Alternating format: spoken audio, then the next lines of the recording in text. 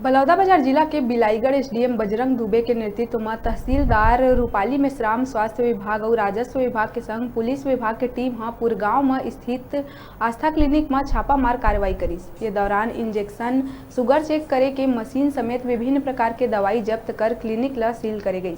बता दन क्षेत्र में झोला छाप डॉक्टर मन के कारोबार बड़का संख्या में फलत फूलत है और वैसे में झोला छाप डॉक्टर मन लोगन के जान जोखिम में डार के इलाज करत है।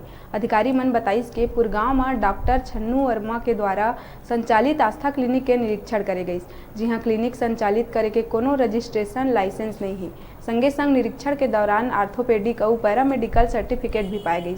वहीं टीम ला बायोमेडिकल वेस्ट के समुचित प्रबंध नहीं मिलिस और इंजेक्शन, शुगर जांच मशीन समेत कतको प्रकार के दवाई भी जब्त करे गई, जेकर बाद क्लिनिक ला सील कर दिए गए।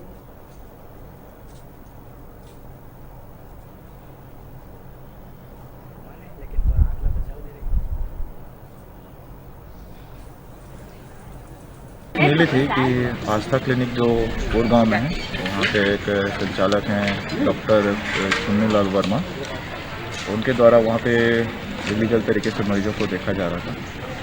तो हमारी टीम, स्वास्थ्य विभाग की टीम, राजस्व विभाग की टीम और पुलिस विभाग वहाँ पे गई हुई थी निरीक्षण के लिए। तो हमने पाया कि वहाँ पे कुछ इंजेक्शन वगैरह